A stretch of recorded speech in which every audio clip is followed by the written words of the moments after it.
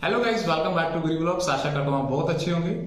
आज की इस वीडियो में हम बात करेंगे कि कैसे आप कनाडा में जाकर कनाडा का जो विजिटर वीजा है, जो टूरिस्ट वीजा है, आप उसको वर्क परमिट में चेंज करवा सकते हैं। बहुत सारे भाइयों के कमेंट सेक्शन में ये कमेंट ड्रॉप्स किए थे कि हम ऑलरेडी कनाडा में हैं, उसके बाद हम क्या करें कि हमें वहां पर जॉब मिल रही है, उसके बाद हम LMIA ले सकें और फिर उसके बाद हम PR ले सकें और जो सिटीजनशिप के लिए अप्लाई कर सकें। सो गाइज, जो भी मेरे भाई लोग कनाडा में हैं, ठीक है, टूरिस्ट वीजा पे है, विजिटर वीजा पे है, इस वीडियो को अंत तक देखना। मैं आपको सारे टिप्स एंड ट्रिक्स बताऊंगा कि कैसे आप जॉब ले सकते हैं, कैसे आप LMIA ले सकते हैं। अगर आपके पास कनाडा का टूरिस्ट वीजा या विजिटर वीजा नहीं है, आप अपनी होम कंट्री में हैं, ठीक है, तो सबसे पहले कनाडा का टूरिस्ट वीजा या विजिटर वीजा के लिए अप्लाई कीजिए। ठीक है, जो सबसे सस्ता वे है, जो सबसे इकोनॉमिकल कन्वीनियंट वे है कनाडा का वीजा लेने का, और जिसकी फीस होती है आपकी $100। इट मीन्स अराउंड 6,000 से 7,000 INR और $85 जो बायोमेट्रिक है। अगर हम उसको भी साथ एड ऑन करते हैं तो 11-12 हजार के राउंड ऑफ आपका खर्चा आता है। सो यहाँ पर अगर आपके पास कनाडा का टूरिस्ट वीजा या विजिटर वीजा है, इट मीन्स कि आप कनाडा में टेम्परेरी रेजिडेंट वीजा पे हैं, तो वहां पर जाने के बाद आपको कौन कौन से स्टेप फॉलो करने पड़ेंगे कि आप वहां पर एम्प्लॉयर से जॉब हासिल कर सकें। सो गाइस, स्टार्ट करते हैं। आज के टाइम में मैक्सिमम लोग जो कनाडा में ट्रैवल करते हैं वो सिर्फ दो प्रोविंसेस हैं, ओंटारियो एंड ब्रिटिश कोलंबिया। आप खुद अपने आसपास चेक कर सकते हैं, जो भी लोग या जो भी एप्लीकेंट कनाडा जा रहा है वो किस सिटी में या किस प्रोविंस में लैंड कर रहा है। वो या ओंटारियो टोरंटो में जा रहा है या ब्रिटिश कोलंबिया वैंकूवर वाली साइड जा रहा है।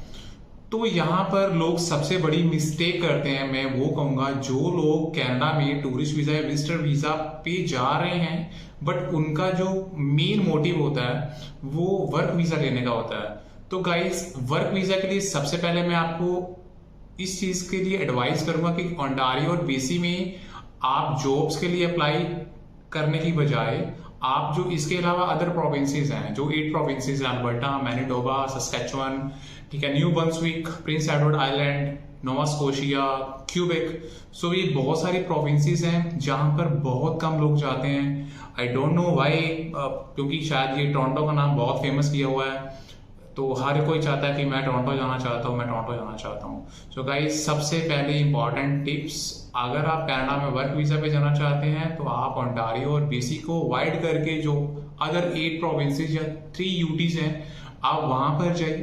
पहली चीज। दूसरी चीज, आप अपना एक रिज्यूमे तैयार कीजिए, प्रोफेशनल रिज्यूमे होना चाहिए जिसमें आपकी एजुकेशनल डिटेल्स, आपके एक्सपीरियंस, आपके अचीवमेंट्स, आपके स्ट्रगल्स, आपकी जो हर एक चीज वहां पर मेंशन होना चाहिए। मेक श्योर कि आप वहां जरूर ये मेंशन करें you are on temporary resident visa in Canada, okay, और सो दैट एम्प्लॉयर को पता लग सके कि अगर उसके पास कोई रिज्यूमे है, so that applicant is in Canada at present. So अगर आप ऑलरेडी इन कनाडा हैं तो इसका बहुत अच्छा इम्पैक्ट पड़ता है एम्प्लॉयर के ऊपर, क्योंकि वो भी चाहता है कि वो भी जिस भी एप्लीकेंट को हायर करे, सो मैं जल्दी से जल्दी उस एप्लीकेंट को इस जॉब के लिए अपॉइंट कर सकूं।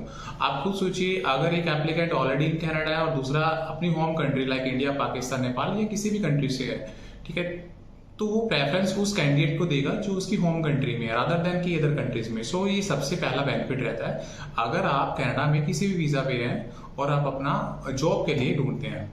जब आप एक रिज्यूम रेडी कर लेते हैं, make sure start establish link connection with peoples. So बहुत सारे लोग हैं कनाडा में जाते हैं, किसी से बातचीत नहीं करनी, तो ये एक नेगेटिव पॉइंट है आपके अंदर। आप कनाडा में जाके आप हर एक के साथ एक अच्छा good relations, link, connection establish कीजिए, सो दैट आपको जॉब लेने में वो हेल्प हो सके, आपका रेफरेंसेस क्रिएट हो सके। ठीक है, अगर कहीं भी कोई भी जॉब मिलती है तो वो जो आप कनेक्शन बनाते हैं पीपल्स के साथ वहां पर, ठीक है, वो आपको इमीडिएटली बता सके कि यहाँ पर इस काइंड की जॉब है जो अवेलेबल है, आप इंटरव्यू के लिए अप्लाई कर सकते हैं। तो मेक श्योर आपका लिंक्डइन पे अकाउंट होना चाहिए। लिंक्डइन एक ऐसी साइट है जहां पर कनाडा के जितने भी एम्प्लॉयर्स हैं, ठीक है, वो सभी एक्टिव होते हैं। अगर उनको कोई भी हायरिंग करनी होती है तो उनकी फर्स्ट प्रेफरेंस जो रहती है वो लिंक्डइन रहती है। Apart from that there are number of job sites available in Canada like Indeed.ca, job bank Canada, monster.com। So आप इन साइट्स के थ्रू भी जॉब के लिए सर्च कर सकते हैं कि आपकी एक्सपीरियंस के अकॉर्डिंग एट प्रेजेंट किस किस प्रोविंस में जॉब अवेलेबल है। ठीक है, तो आप अपना जो रिज्यूमे है, प्रोफेशनल रिज्यूमे, वो उस साइट पे जाके जो भी वहाँ पर गिवन डिटेल्स हैं, लिंक्स हैं या ईमेल आईडीज हैं, आप उनके साथ शेयर कर सकते हैं। आफ्टर दैट अगर आपकी रिक्वायरमेंट्स एम्प्लॉयर की रिक्वायरमेंट्स के साथ मीट करती हैं और एम्प्लॉयर को अच्छा लगता है कि यस वो कैंडिडेट, वो applicant at present in Canada, तो डेफिनेटली सबसे पहले वो आपका एक इंटरव्यू भी कंडक्ट कर सकता है। सो जैसे आपको जॉब ऑफर मिल जाता है उसके बाद आपका एम्प्लॉयर LMIA के लिए अप्लाई करता है। सो जो भी लोग, जो भी एप्लीकेंट हैं, जो भी व्यूअर्स LMIA के बारे में डिटेल जानना चाहते हैं, मैं लिंक डिस्क्रिप्शन में दे दूंगा। ठीक है, मैंने ऑलरेडी LMIA के ऊपर एक डिटेल्ड वीडियो बनाई है कि हमें LMIA की जरूरत क्यों पड़ती है, क्या प्रोसेस है, क्या एक्सपेंसेस है, कितना टाइम लगता है। ठीक है, आप इस वीडियो का लिंक मैं डिस्क्रिप्शन बॉक्स में ऐड कर दूंगा, आप वहां पे जाके जरूर चेक कर सकते हैं और वो वीडियो देख सकते हैं। तो जैसे ही आपको LMIA मिल जाता है उसके बाद आपको अप्लाई करना होता है वर्क परमिट के लिए, और वर्क परमिट के लिए वहां पर एक प्रोसेस होता है फ्लैग पोलिंग का। फ्लैग पोलिंग क्या है, मैंने ऑलरेडी वीडियो बनाई हुई है, डिस्क्रिप्शन बॉक्स में मैं उसका लिंक भी ऐड कर दूंगा, आप वो भी चेक कर सकते हैं। मोटा मोटा मैं आपको बताता हूँ। फ्लैग पोलिंग में आपको अपने साथ कुछ डॉक्यूमेंट्स कैरी करने होते हैं, लाइक जॉब ऑफर, LMIA और apart from that supporting documents जो आप वर्क परमिट के लिए अप्लाई करते हैं। आपको कनाडा USA बॉर्डर पे जाना होता है, बॉर्डर को एग्जिट करके दोबारा से कनाडा आना होता है, और वहां पर CBSE ऑफिसर जो होता है, जो बॉर्डर सिक्योरिटी ऑफिसर होता है, ठीक है, वो आपका एक इंटरव्यू कंडक्ट करता है, आपसे मल्टीपल क्वेश्चन पुट करता है जो 5-7 मिनट या 10 मिनट मैक्सिमम चलते हैं। आफ्टर दैट आपको कुछ जो फीस है उसकी वो पे करनी होती है और आपका वर्क परमिट कर दिया जाता है अप्रूव। सो व्हाट इफ अगर आपको जॉब नहीं मिलती, आपने बहुत पापड़ बेल लिए, आपने सारे प्रोविंसेस में घूम लिया, बट आपको खुद से कोई जॉब नहीं मिली, ऐसा कोई एम्प्लॉयर नहीं मिला जो आपको जॉब दे सके, तो अब क्या करेंगे आप? तो मैं आपको बताना चाहूंगा, वहां पर there are number of IRCC approved lawyers. आप उनके ऑलरेडी कंपनीज के साथ एक लिंक्स होते हैं, कनेक्शंस होते हैं कि उनको पता होता है कि किस किस प्रोविंसेस में, किस किस कंपनी में किस किस तरह की जॉब्स के लिए रिक्वायरमेंट्स हैं। बट हाँ, इस केस में वो आपसे एक मोटा चार्ज कर सकते हैं, यहाँ पर ये जरूर कहूंगा। अगर आप खुद से जॉब ढूंढते हैं, माइट भी आपके उतने पैसे ना लगे। अगर आप लॉयर्स के थ्रू जाते हैं तो वो आपसे मुंह मांगे कीमत ले सकते हैं। हो सकता है वो आपको 25, 35, 50, 60, 70,000 कैनेडियन डॉलर के लिए भी डिमांड कर सकते हैं, जी मुझे इतना पैसा दीजिए और मैं आपको LMIA दिलवाऊंगा। बट वहां पर आपको जरूरत होती है LMIA के लिए, जॉब के लिए, वर्क परमिट के लिए। तो सेकंड ऑप्शन, आप डायरेक्टली IRCC लॉयर्स के थ्रू भी जॉब्स के लिए अप्लाई कर सकते हैं, आप उनकी भी हेल्प ले सकते हैं। बहुत सारे एप्लीकेंट्स हैं जो अपनी होम कंट्री से अप्लाई करते हैं, ठीक है, तो मैं उनको एडवाइस करना चाहता हूं कि अगर आप अपनी होम कंट्री से अप्लाई करते हैं, आप खुद सोचिए, जिस भी आप एजेंट के पास जाते हैं उसके भी डायरेक्टली एम्प्लॉयर के साथ कनेक्शन नहीं होते, बहुत there are very few and rarest chances होते हैं, ठीक है, बहुत सारे कनेक्शंस आते हैं बीच में, और उसके बाद जाके IRCC लॉयर जो आप उस एप्लीकेंट को LMIA देगा या एम्प्लॉयर होता है। तो जितने भी आपके चैनल्स आते हैं बीच में, जो आपका अमाउंट है वो बढ़ता जाता है। तो रादर देन कि आप जो अमाउंट आप कनाडा में 20, 25, 30, 35 में के लिए डील करते हैं, आप वही अमाउंट अगर आप अपनी होम कंट्री से अप्लाई करते हैं, हो सकते हैं मल्टीप्लाई 2 भी हो जाए और मल्टीप्लाई 3 भी हो जाए।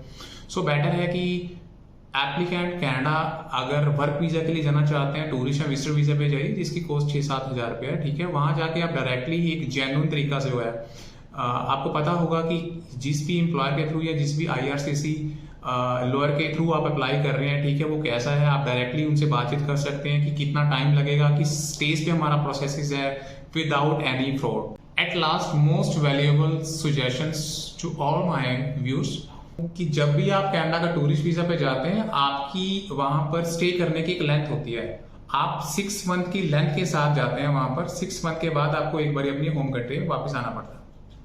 सपोज अगर आप टूरिस्ट वीजा या वर्क वीजा पे जाते हैं और अपना LMIA अप्लाई करते हैं, समटाइम्स ऐसे होता है कि आप अपनी ड्यूरेशन के 5th और लास्ट मंथ में होते हैं, 5th या 6th मंथ में होते हैं, और आप LMIA के लिए अप्लाई करते हैं। नाउ आफ्टर दैट आपके पास एक ऑप्शन है कि आप एक्सटेंशन के लिए अप्लाई कर सकते हैं, बट यहाँ पर आपको रीजन जेन्युइन देना पड़ेगा कि आपका जो LMIA का प्रोसेस है वो अंडर प्रोसेस है या इन प्रोसेस है, ठीक है। ऐसा बिल्कुल भी नहीं है कि कि मैं यहाँ पर अपने रिलेटिव्स के पास और स्टे करना चाहता हूँ, ठीक है, ये आपको बाद में दिक्कत दे सकता है जब आप वर्क परमिट लेने के लिए बॉर्डर ऑफिसर के पास जाते हैं। यहाँ पर आपको दो ऑप्शंस हो सकते हैं, या तो आपका वीजा जो है आपको एक्सटेंशन मिल जाएगा या आपको एक्सटेंशन नहीं मिलेगा। जैसे अगर अप्रूवल मिल जाता है वेरी वेल, अदरवाइज अगर रिजेक्शन मिलता है तो चिंता की बात नहीं है, वापस जाइए अपनी होम कंट्री में, वहां से अपना जो वर्क परमिट का प्रोसेस है वो इनिशिएट कीजिए, वर्क परमिट के लिए अप्लाई कीजिए IRCC पोर्टल पे, और आपके वर्क परमिट मिलने के चांसेस बहुत ज्यादा हो जाते हैं। सो ये थी मेरी गाइस वीडियो कि कैसे आप कनाडा में जाके वर्क परमिट ले सकते हैं। सो होप सो आपको ये वीडियो अच्छी लगी होगी। कुछ भी अगर डाउट है कमेंट सेक्शन में कमेंट ड्रॉप कीजिए, मैं उसके ऊपर भी वीडियो बनाऊंगा। लाइक कमेंट एंड सब्सक्राइब करना मत भूलना। सो मिलते हैं अपने नेक्स्ट वीडियो में, तब तक के लिए थैंक यू वेरी मच।